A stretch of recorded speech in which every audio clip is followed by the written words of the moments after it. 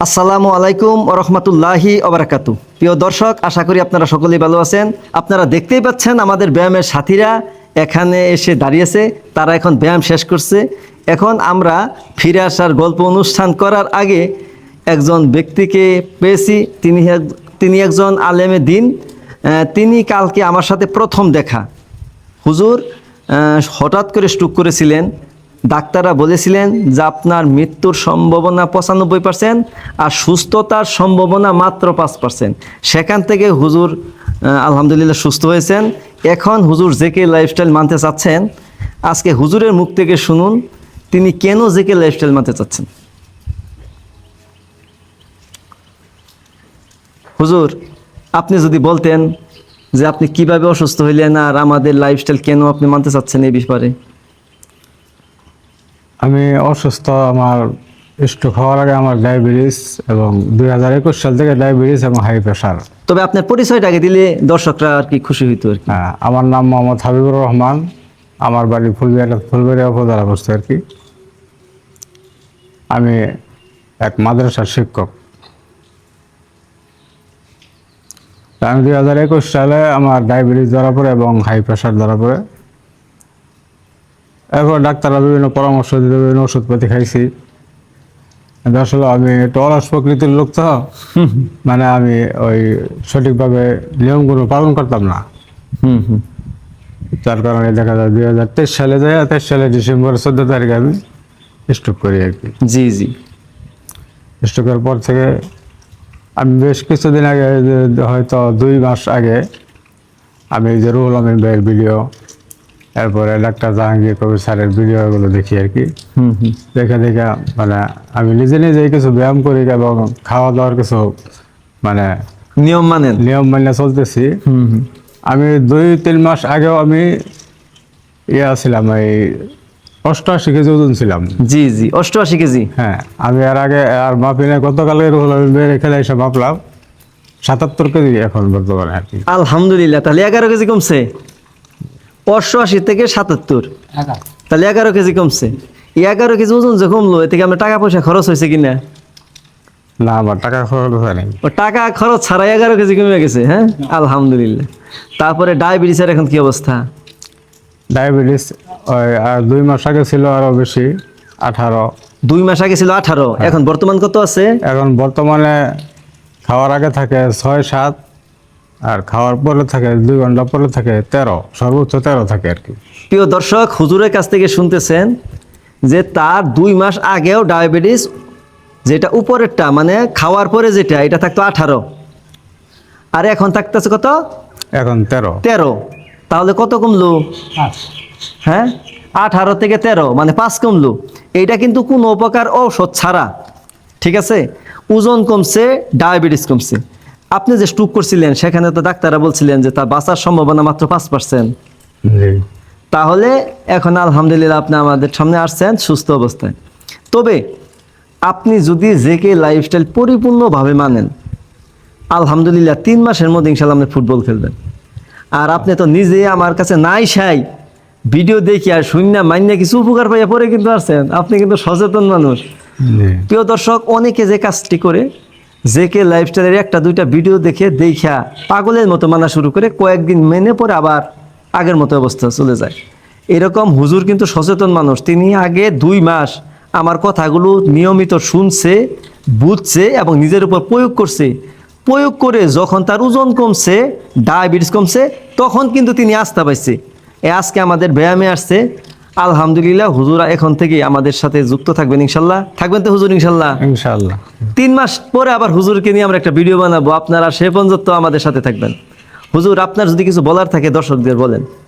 আপনি যেভাবে স্ট্রোক করছিলেন, হ্যাঁ, আর যেন কোনো মানুষ স্ট্রোক না করে, এই ব্যাপারে কিছু যে বলেন।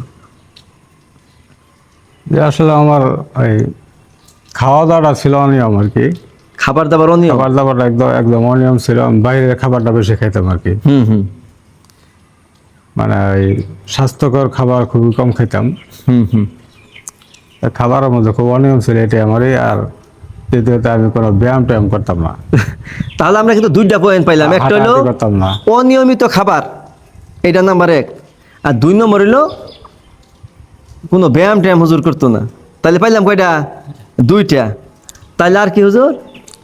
আর এখন বর্তমানে আমার যে সমস্যাটা চলতেছে সেটা হলো আমার ঘুম এখন হয় না।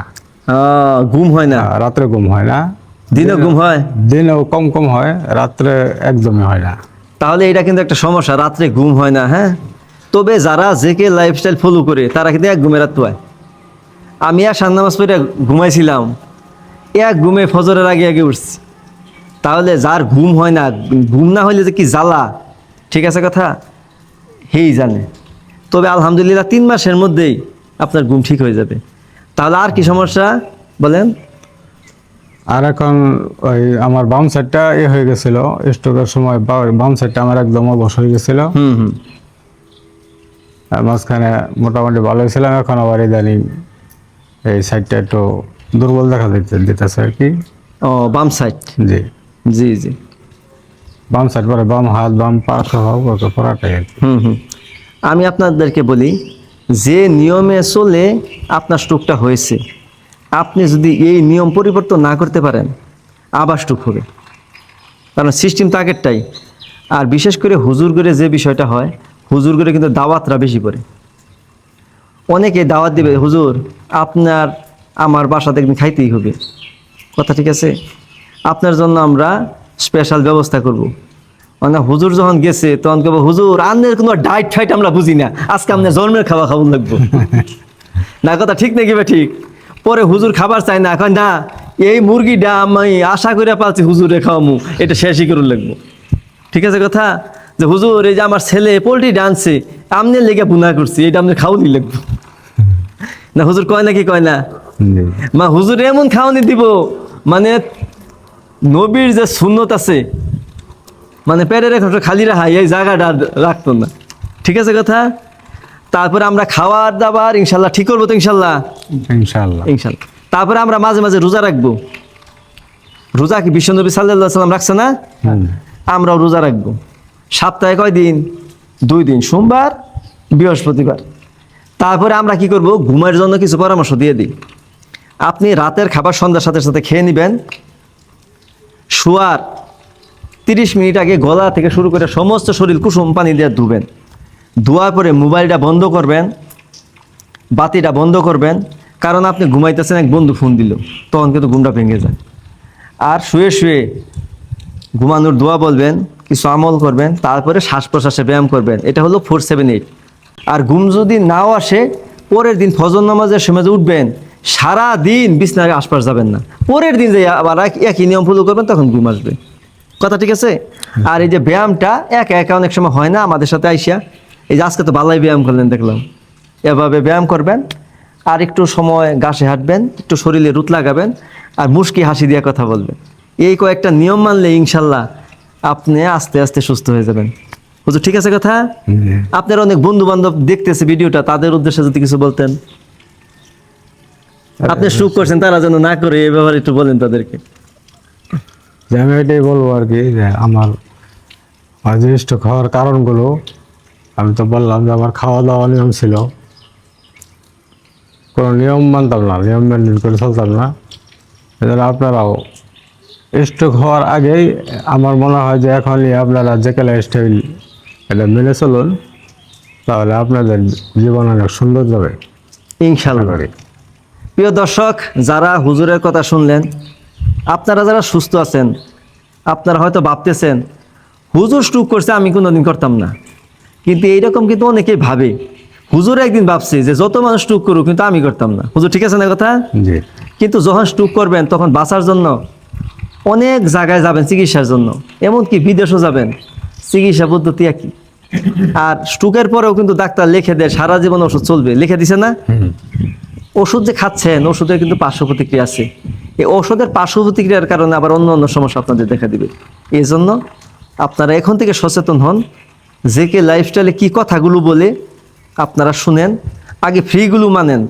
তারপর যদি আপনার সামর্থ্য হয় 5 কেজি সয়াবিন তেল না খাইয়া 1 কেজি সরিষা তেল খেলেন, বা 10 কাপ চা না খাইয়া একটু হলুদ খাইলেন। জেকে লাইফস্টাইল মানতে গেলে সবচেয়ে লাগে জ্ঞান। জ্ঞান ছাড়া জেকে লাইফস্টাইল মানা যায় না।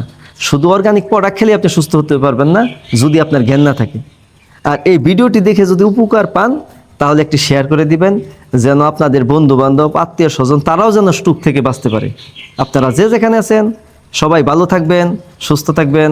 আসসালামু আলাইকুম ওয়া রাহমাতুল্লাহি ওয়া বারাকাতুহু।